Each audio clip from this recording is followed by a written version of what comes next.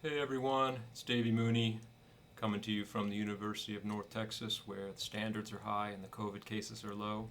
I run the jazz guitar program here. I'm a Benedetto artist, Sunnyside Records artist, and I'm going to talk to you today about chord melody and go through a chord melody I did a solo guitar arrangement on. I Got It Bad and That Ain't Good, but I would be remiss if I didn't mention that Live at National Sawdust is in the first round for Grammy consideration in the Best Jazz Instrumental Album category, 33, entry 176.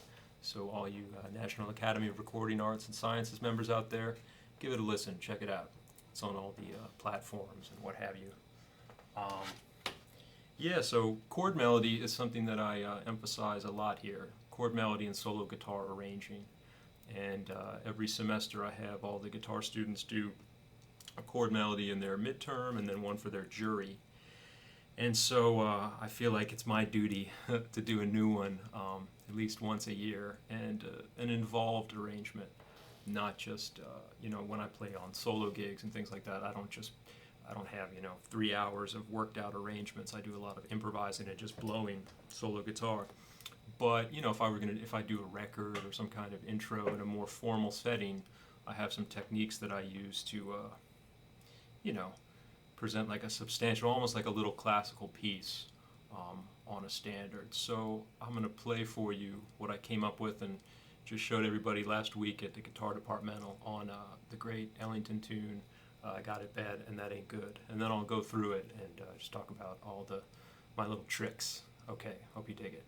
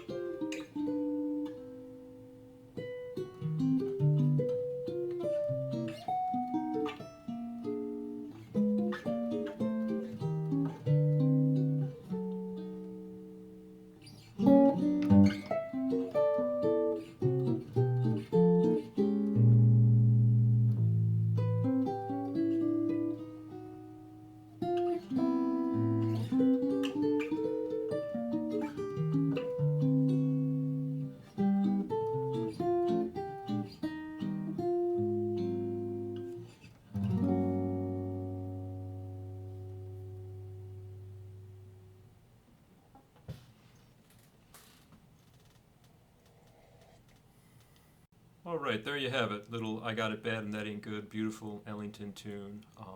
And if you're interested in this sort of thing too, I did another video about a year or 10 months ago that you can find on my YouTube channel, which is Davey Mooney Music, arrangement that I did on Easy Living, where I also go through all the things that I worked out on this tune.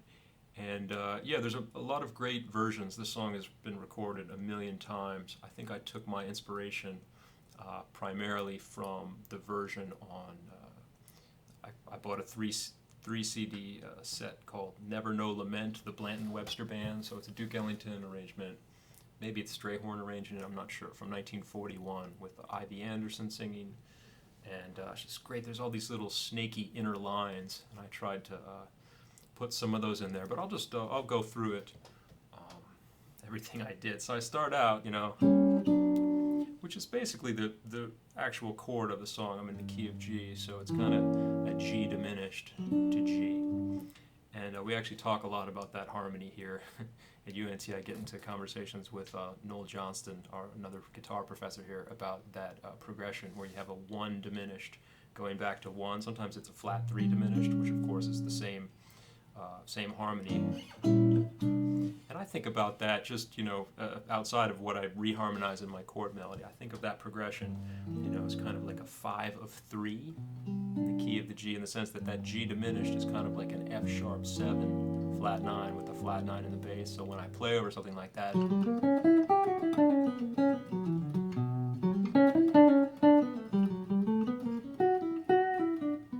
but anyway, that's a topic for another day. So I kept that, I didn't change that chord, although I liked how, the reason I did this, you get some nice, just in terms of voice leading, those chords on the guitar. I got G, B flat, C sharp, and then, these two move up and this one moves down. So it kind of sounds nice, even just those 3 notes. And then,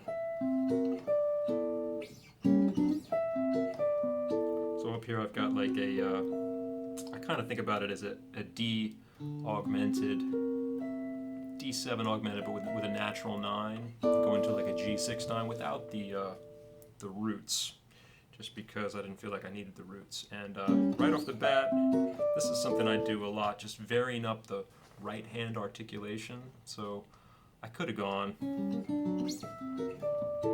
felt like that would have been a bit much. So the first two, I just go, I pluck them together with a hybrid right hand picking technique, and I do have fingernails on my right hand that I grew when I knew I was going to first come study at North Texas back in 1998. I did my undergrad here with Fred Hamilton, the great Fred Hamilton, and I knew I was going to take classical guitar, so I started growing out my nails. And I think Steve Mazikowski has fingernails, and Lenny Breau, had one of the most beautiful tones, touches ever on the instrument, the fingernails. So I like to have the fingernails, and so I vary it up. So I pluck them together, and then this,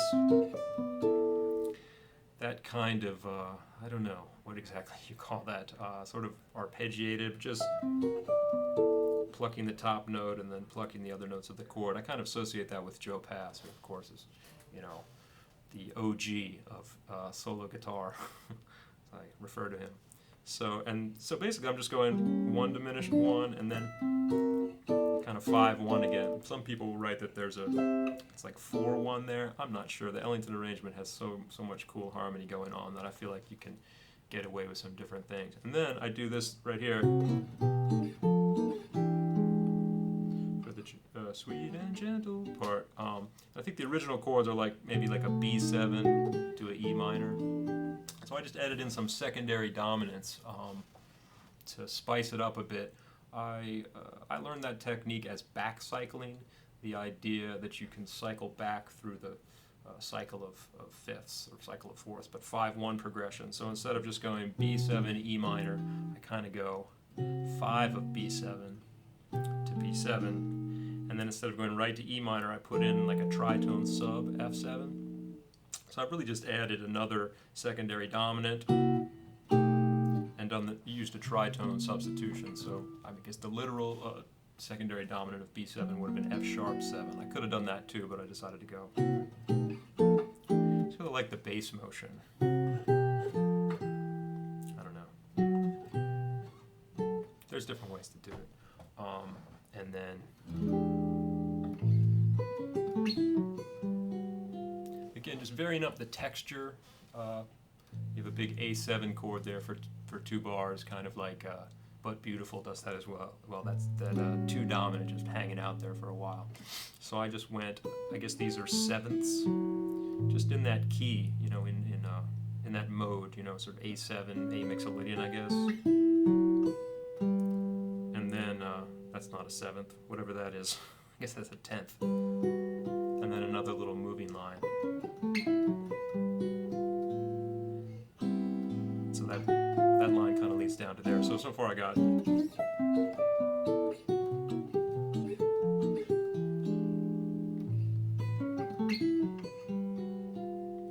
of rubato, and then an A minor. And then I go like this.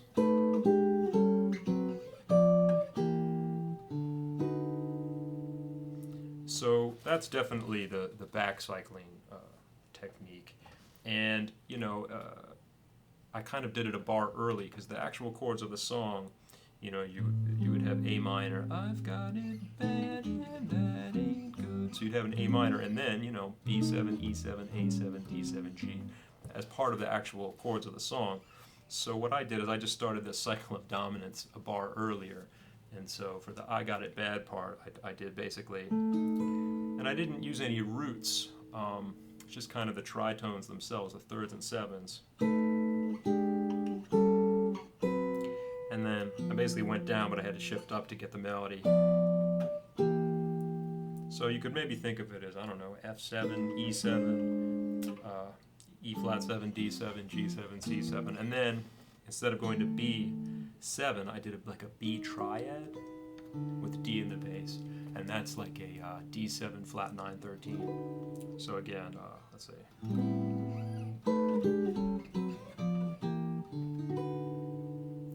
And I feel like I can get away with that kind of all those dominant chords just for the style of this song and the style of that era. You know, it's kind of a sort of Art Tatum thing to put all those dominants in there. Gershwin, you know, some of a tune I teach a lot over here is that tune "Nice Work If You Can Get It," which has that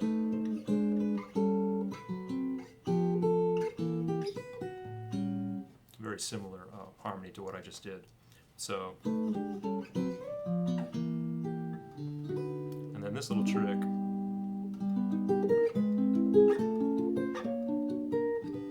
So for the turnaround, I did a series of ascending augmented triads, and I actually got this idea from a solo on a Chris Cheek album called I Wish I Knew, which is an amazing album with Kurt Rosenwinkel and Jorge Rossi and Chris Higgins, is that right, on bass?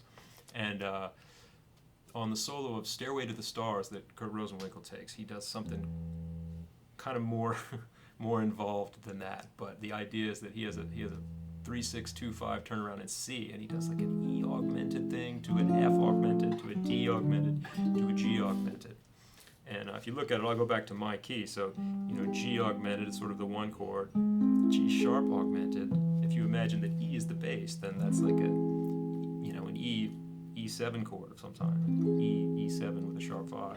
Then A augmented, then A sharp augmented is kind of like a, you know, a D7.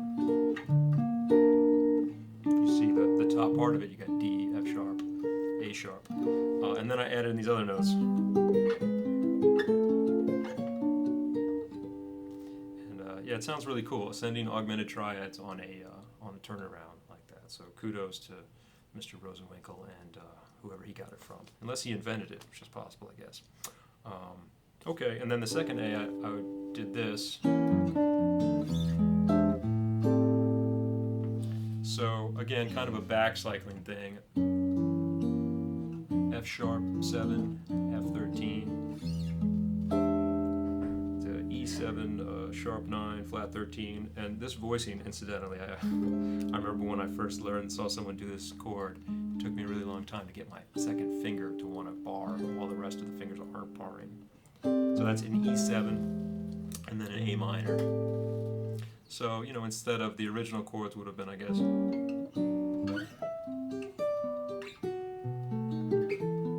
I've got F sharp 7, kind of 5 of 3 again. So it's in some ways it's similar to going if the chord after this had been G, but contrary motion and just creating a cycle of dominance again. So F sharp is, you know, kind of 5 of E7, and F7 is a tritone sub for B7. A minor, and then I get to the E minor there, which normally would have been, well actually that's in the right spot, right? Sweet and gentle.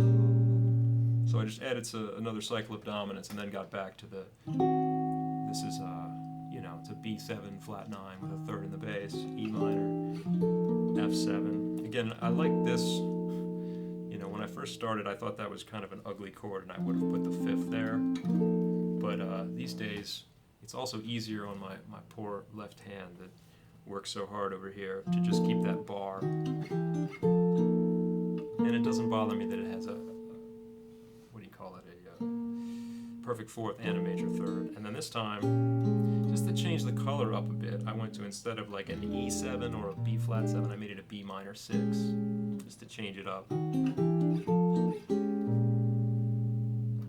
And then for this next part, this A7 part, I did this little figure here.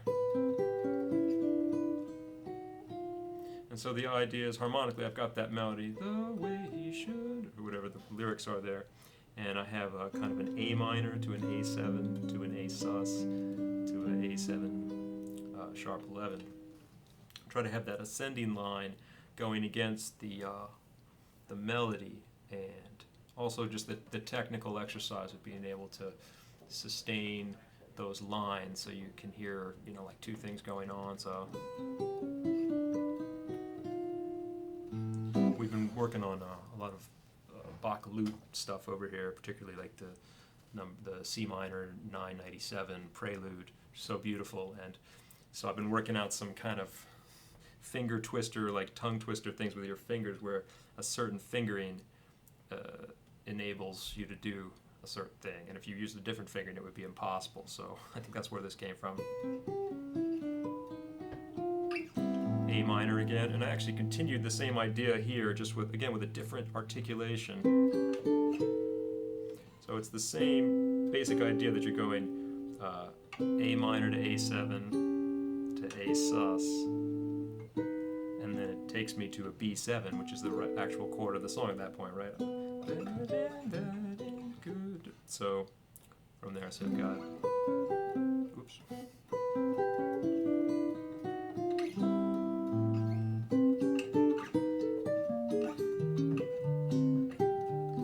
Just a little bit of, you know, tritone subs there. So I'm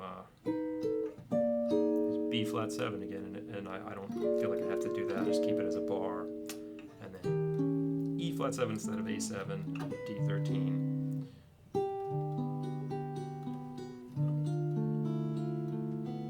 Just kind of a nice little arpeggiated thing with some nice voicings, G major 7 and a G dominant 7. And the bridge, I really brought in my my moving line things and counter lines. This is actually similar to what I did if you go back and watch the video I did on Easy Living. It's on my YouTube channel. This is similar to what I did for the A sections of Easy Living. So I went.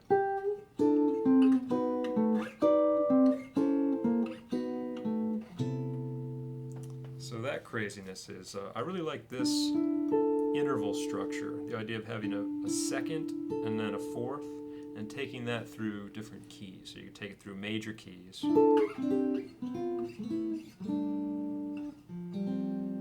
So that would be, you know, C major, and I'm just keeping the sequence of seconds and fourths. Second, fourth. So sometimes it'll be a perfect fourth, sometimes it'll be a sharp fourth, depending on where you are in the key. And then so for the bridge of this song, which goes to the key of C.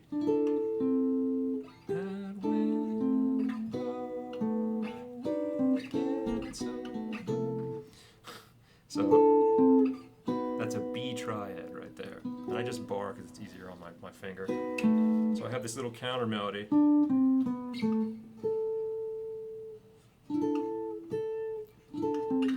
While the melody's going. These chords, I just really like this color, this voicing. I guess one way to think about it is it's like a D13 with a flat 9. And I just move those around. I have a tune called Philia from the first Sunnyside album I did, Perrier Street, which is, the whole melody is harmonized with those voicings. I like them a lot. Herbie plays that, you know, and Don Grolnick tunes have that chord a lot, so.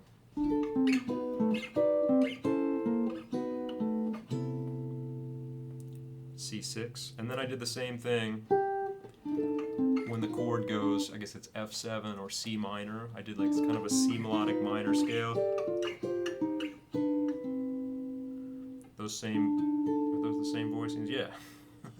Second and fourth, in this case, so it's a minor second and an augmented fourth. And having that counter line against the melody, and hopefully making the melody more prominent, because whenever you have a moving line, it's going to stand out anyway because it's moving. So I try to articulate it in a way that the melody still stands out. And then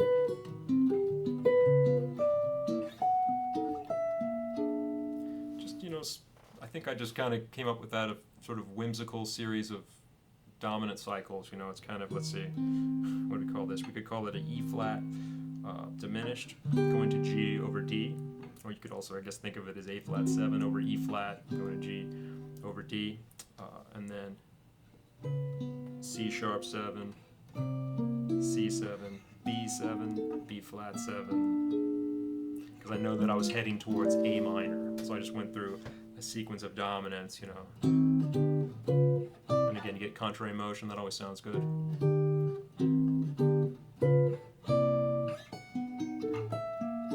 It's hard fingering to get that B flat in there, because I can't get my thumb there with my 7th string, and then 5 of A minor again. So delaying that A minor, and I finally get to it there. So that sequence. Instead of going to A minor, I do one more. There's the A minor, E flat 7, D 13. And then the last day, I kind of went back to the first day and did. We've done this already.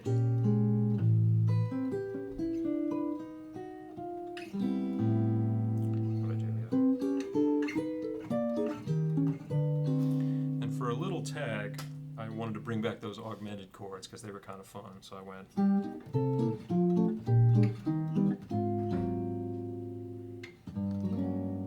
So that's like G augmented to C13, so you kind of get a nice little here, along with a.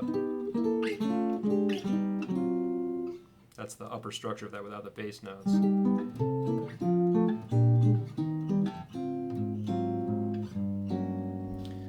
Wherever you are in a tune, if you're looking for a fill, if you just go. I heard Joe Pass do that on, there's a video on YouTube of Joe Pass with Ella Fitzgerald, I think in Hanover, and he does a solo version of Laura to start out the concert, and he's on a G major, and you can see him kind of split second think of what he's going to do, and he goes something like, just going through the cycle of fifth, cycle of fourth, going 5, 1, 5, 1, 5, 1, 5, getting back to 1. So that's what I did there. And